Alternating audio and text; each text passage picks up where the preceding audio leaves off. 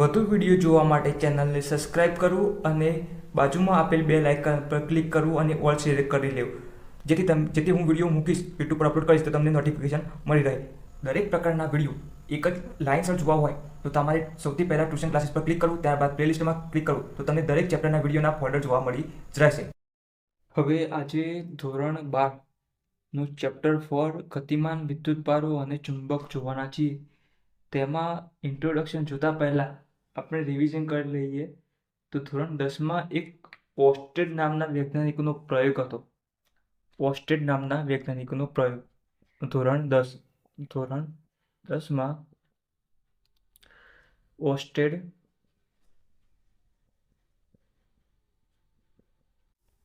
નામના વૈજ્ઞાનિક. તો એમાં એવું હતું કે એક પ્રયોગ હતો. તો એમાં શું હતું, એક તાર હતો, તાર આવી રીતે, અને અહીંયા બેટરી લગાવેલી હતી. બેટરી અહીંયાથી ધન અને ઋણ. તો હવે અહીંયા માની લો કર લગાવેલી છે. કર એટલે સ્વિચ. અહીંયાથી કર, અહીંયાથી વાયર ખુલ્લું હોય તો ખુલ્લી કર, અને જોઈન્ટ હોય આ રીતના તો બંધ કર. તો આ થઈ ગયું. તો હવે હાલ ખુલ્લી કર છે, આ રીતે ખુલ્લી કર. હવે અહીંયા માની લો કોઈ તાર છે સુવાહક, અહીંયાથી કોઈ સુવાહક તાર છે અને આને સમાંતર માની લો કે આ ઉત્તર દિશા છે, ઉત્તર, આ છે દક્ષિણ દિશા. અહીંયા શું હતું, તેમાં હોકાયંત્ર મૂકેલું હતું. આ પ્રયોગ કરતા હતા ઓસ્ટેડ વૈજ્ઞાનિક. ત્યારે અહીંયા એમને ખબર નહીં કે હોકાયંત્ર મૂકેલું છે, નકામું હશે તો મૂકી દીધું હશે એવી રીતે કે આપણે કોઈ જરૂર નથી, અહીંયા મૂકી રાખી તો મૂકી દીધું હોકાયંત્ર. તો હવે એના અંદર જે ચુંબકીય સોય હોય આવી રીતે, આ ચુંબકીય સોય આ ઉત્તર દિશા બતાવી, આ ઉત્તર દિશા અને દક્ષિણ દિશા આવી રીતે ગોઠવાયેલી હોય છે. હવે એ કર બંધ હતી તો શું થયું, તો હાલ તો કશું બતાવતું નહોતું હોકાયંત્રમાં.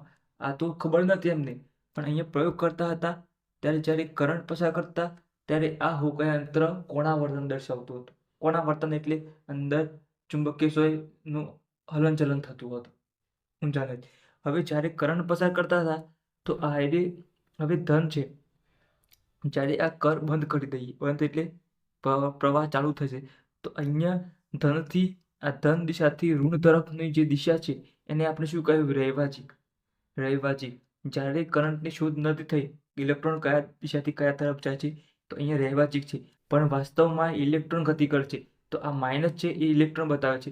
તો ઋણથી ધન દિશાની આપણે આ ચેતાની જે દિશા કહે છે ઇલેક્ટ્રોનનો પ્રવાહ, તે ઋણથી ધન હોય છે. પણ આપણે જ્યારે કોઈ પણ આકૃતિ દોરીશું તો તેમાં જે પ્રવાહ વહેતો હશે તે આપણે હંમેશા ધનથી ઋણ એટલે કે રૈવાજિક પ્રવાહ મુજબ જ આપણે તીર બતાવીશું. તો અહીંયા ધનથી ઋણ, તો આ ધનથી ઋણ, અહીંયાથી એરો આ બાજુ, અહીંયાથી ઉપર, અહીંયાથી નીચે, અને અહીંયાથી પાછું ઋણમાં આવી જશે. ધનથી ઋણ આવી રીતેનું હોય છે.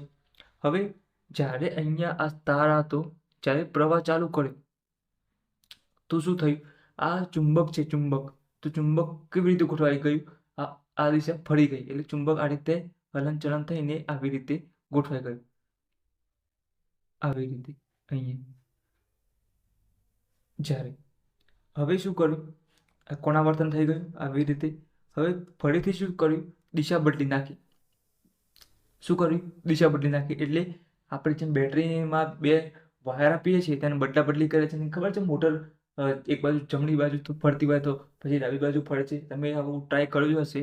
તો અહીંયા હવે શું થઈ ગયું, હવે આ ધન હતું એ ઋણ બનાવી દીધું, અને ઋણ હતું એ ધન બનાવી દીધું. તો પ્રવાહની દિશા શું થઈ જાય છે, ઉલટાઈ જાય છે. અહીંયા શું થશે, હવે ધનથી ઋણ, તો આ દિશામાં પ્રવાહ વહેશે, આ દિશામાં. તો હવે અહીંયા કોણાવર્તન થઈ ગયું. તો પછી અહીંયા હોકાયંત્રમાં જે ચુંબકીય સોય હતી એનું પણ કોણાવર્તન થઈ ગયું, એની ઉત્તર દિશા તરફ આ ઘટ્ટ છેડો આ બાજુ આપી ગયો. તો હવે આ બધું જોયું અને ઓસ્ટ્રેલિયાના વૈજ્ઞાનિકે પ્રયોગ કર્યો કે જ્યારે વિદ્યુત પ્રવાહ પસાર કરીએ છીએ ત્યારે ચુંબકીય સોયમાં કોણાવર્તન બતાવે છે. તો અહીંયા ચુંબક હોય, આવી રીતે કોઈ ચુંબક આપણે ગજ્ય ચુંબકને, નળાકારના ચુંબકને મૂકેલું હોય તો તમે ચુંબક નજીક લાવો તો એ હલનચલન કરતું હોય છે. આ તો તમને ખબર જ છે કે ચુંબકની નજીક ચુંબક લાવો તો એ હલનચલન કરતા હોય છે. તો અહીંયા એવું જ થયું કે જ્યારે આ તારના અંદર વિદ્યુત પ્રવાહ પસાર કરીએ છીએ ત્યારે અહીંયા ચુંબક કોના વર્તન દર્શાવે છે. એનો મતલબ શું થયો? એનો મતલબ એવો થયો કે આ જે તાર છે એ પણ ચુંબક ઉત્પન્ન કરતું હશે. જો ચુંબક ઉત્પન્ન કરતું હોય તો જ આવું જોવા મળે. તેથી આ વૈજ્ઞાનિકે અવલોકન કર્યું અને ત્યાર પછીના વૈજ્ઞાનિકોએ પણ અવલોકન કરતા રહ્યા અને અહીંયાથી એમને એવું જાણવા મળ્યું કે જ્યારે વાહક તારમાં વિદ્યુત પ્રવાહ પસાર થાય છે ત્યારે તે ચુંબકીય ક્ષેત્ર ઉત્પન્ન કરે છે. ચુંબકીય ક્ષેત્ર ઉત્પન્ન કરે, જેમ આપણે ચુંબક જોઈએ છીએ તો એનું ચુંબકીય ક્ષેત્ર આ રીતે આ ચુંબકમાં ગચીય ચુંબકમાં આ રીતે ક્ષેત્ર હોય છે. તો એમાં પણ નળાકારમાં એમાં ગોળ ગોળ ચુંબકીય ક્ષેત્ર હોય છે. આ સળિયો હોય તેના બાજુ આ રીતના ગોળ ગોળ ચુંબકીય ક્ષેત્ર જોવા મળે છે. તો આ પ્રયોગો પરથી સાબિત થયું છે. હવે એની દિશા અહીંયા તમે ધોરણ 10માં જોયું હશે તો તમને એક જમણા હાથનો નિયમ બતાવ્યો હતો. જમણા હાથનો નિયમ. તો એમાં દિશા માટે તમારે જો કોઈ પૂંઠા આ રીતે છે ધોરણ 10માં અહીંયા કોઈ વાહક તાર છે એટલે આ રીતના આ ઊભું છે. આ રીતના હું અહીંયા માની લો કે અહીંયા હું કંઈ ભરાઈ દઉં અને અહીંયાથી વિદ્યુત પ્રવાહ પસાર થાય છે. અહીંયા આ તાર છે. આ છે શું તાર છે? આ તાર. અહીં સીધો વાહક છે. આ મારો હાથ છે એ પૂંઠું છે. તો અહીંયા જ્યારે વિદ્યુત પ્રવાહ પસાર થાય છે અંદરથી નીચેથી ઉપર તરફ તો શું થાય છે? એની દિશા જોવાની. એની દિશા શું હશે? તો અહીંયા તમારે એ રીતના પૂંઠું લગાવેલું હોય તો જો અહીંયા સમઘડી દિશામાં હોય, માની લો ઉપરની દિશામાં, અહીંયા તીર આપેલું હશે. અહીંયા આકૃતિમાં તમને ટપકું અને ચોકડી હશે. હવે જ્યારે તમે તીર એટલે કે બાણ, આપણે ધનુષ અને બાણ જોઈએ છીએ તેમાં તીર આ રીતના હોય છે. આ ભાગ તમે જોયો જ હશે. આ તીર અને અહીંયાથી આવી રીતે આ રીતના હોય છે. આવી રીતે અને તમે બાણ ચલાવો છો તો અહીંયા જુઓ તીરવાળો ભાગ કેવો દેખાશે તમને? ટપકું. આ રીતના ટપકું. જ્યારે આ જે છે આ રીતના ચોકડી જેવું દેખાય છે તમને. તો જ્યારે ચોકડી હોય તો એ કયો ભાગ આવશે? ચોકડી એ બહારનો અને તીર છે અંદરનો ભાગ. અહીંયા તીર જોતા જઈએ તો તીરવાળો ભાગ કયો છે? અહીંયા ઉપર આવે તીર બહારનો ભાગ અને તીર અંદરનો તરફ જતું હોય. અહીંયા આ રીતના રાખ્યું હોય બાણ તો અહીંયા જે જતું હોય આ જવાબ અહીંયા પોઈન્ટવાળો ભાગ છે તો એ પોઈન્ટવાળો ભાગ અંદરની તરફ, તીરવાળો ભાગ બહારની તરફ. તો એવી રીતે તમને દિશા જોવા મળે છે. તો તમે ધોરણ 10ની બુક લઈને પણ જોઈ શકો છો. હવે અહીંયા ઊંઠામાં પણ એ રીતના જ બતાવેલું છે. તો અહીંયા જ્યારે અહીંયા કોઈ પૂંઠું છે અને અહીંયા કોઈ વાહક તાર છે, વાહક તાર, અને અહીંયાથી જ્યારે તમે વિદ્યુત પ્રવાહ પસાર કરો છો અહીંયા ધન છેડો અને અહીંયાથી ઋણ છેડો અને અહીંયાથી કરંટ પસાર કરો છો તો ત્યારે આપણે ધન દિશાથી ઋણ તરફ લઈએ છીએ. ધનથી ઋણ તો અહીંયાથી આ દિશામાં વિદ્યુત પ્રવાહ વહે છે. આ દિશામાં તો હવે ધનથી ઋણ તરફ વહે છે તો અહીંયા કોઈ દિશા તો બતાવતું હશે તો આ બહાર તરફ આવે છે. અને દિશા કઈ છે? વિદ્યુત પ્રવાહની દિશા બહાર તરફ. અને જમણા હાથનો અંગૂઠાનો નિયમ પણ જોવાનો. અહીંયા આ રીતે હોય તો વિદ્યુત અહીંયા જુઓ આ રીતના પકડો છે. આ વિદ્યુત પોઈન્ટ છે બહાર આવે છે તો આ વિદ્યુત પ્રવાહની દિશા. અંગૂઠો શું બતાવે છે? વિદ્યુત પ્રવાહની દિશા તો બહારની તરફ. અને વિદ્યુત ક્ષેત્ર, ચુંબકીય ક્ષેત્ર. જમણા હાથનો નિયમ શાના માટે? ચુંબકીય ક્ષેત્ર માટે. સોરી, વિદ્યુત પ્રવાહ માટે નહીં પણ ચુંબકીય ક્ષેત્ર માટે. તો અહીંયા આ રીતના છે. અહીંયા જુઓ આવી રીતે.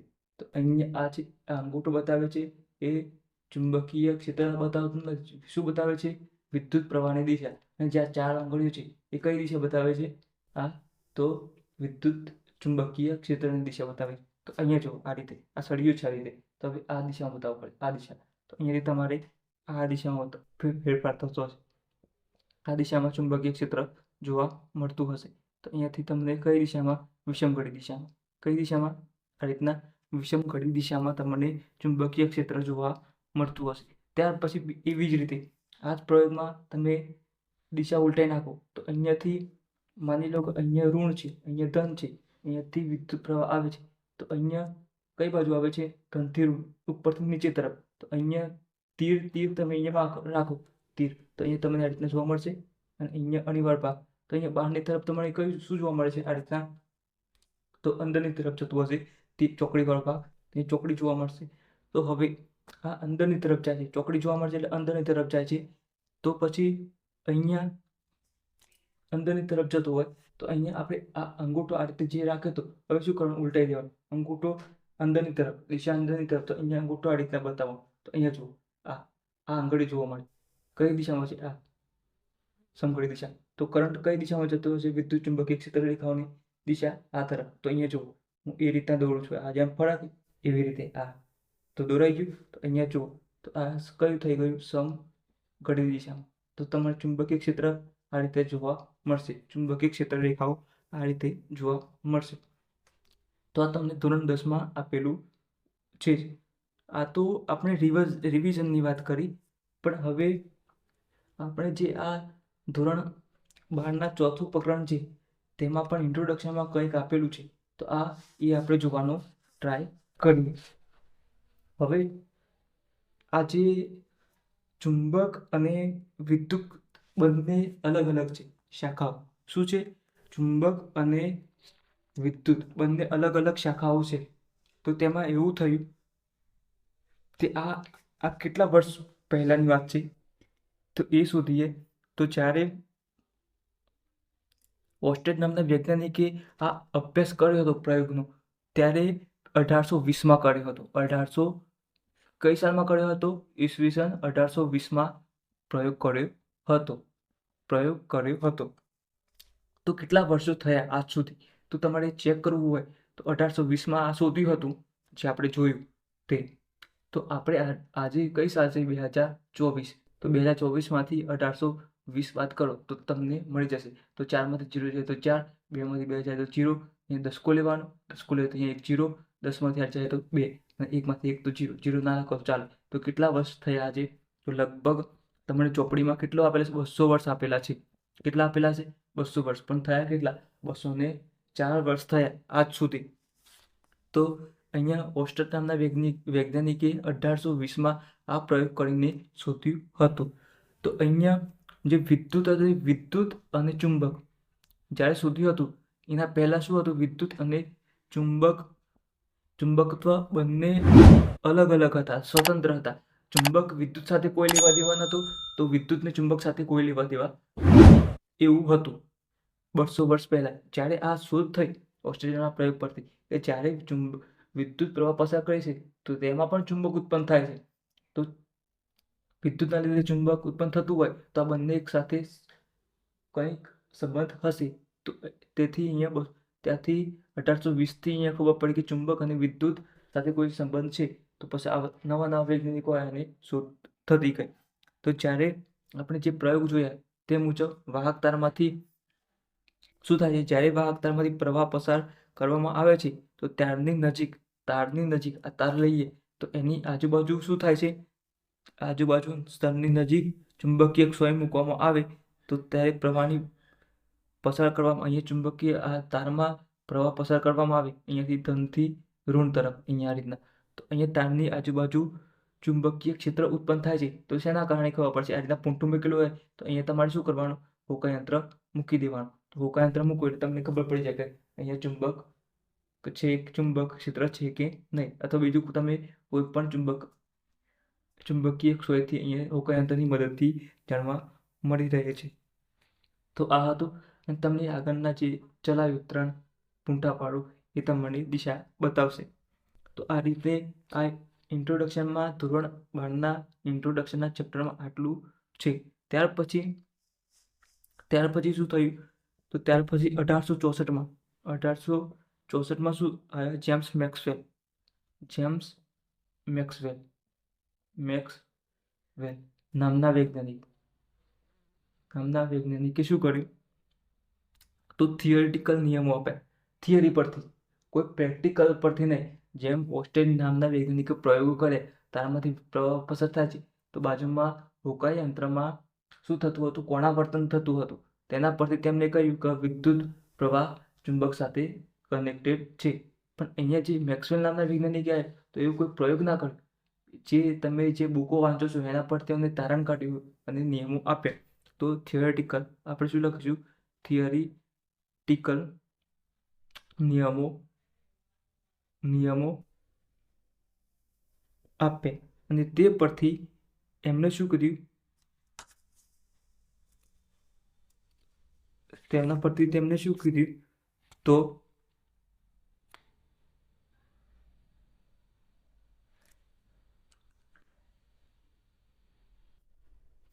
તો હવે મેક્સવેલના નિયમો આપ્યા અને એમાં શું હતું, એક તમારે એક મોસ્ટ એમ્પી સેન્ટેન્સ યાદ રાખવાનું છે.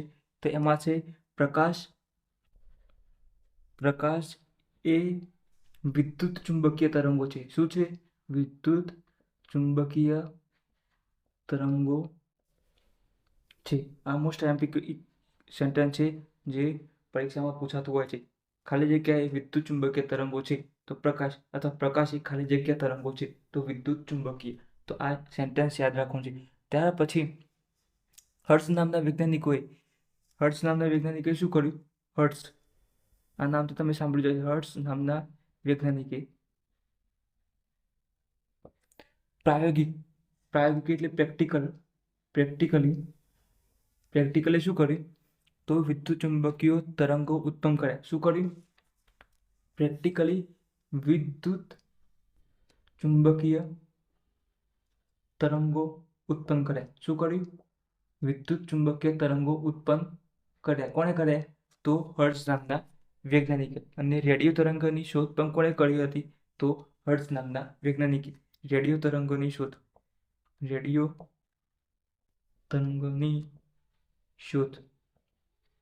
કોણે કરી? તો હર્ટ્ઝ નામના વૈજ્ઞાનિકો. ત્યાર પછી શું થયું? તો 19મી સદીના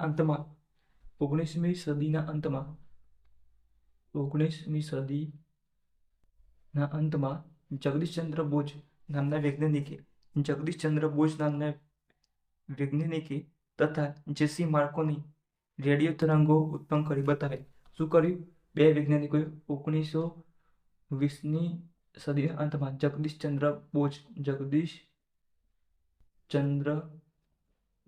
બોઝ અને ઇટાલીના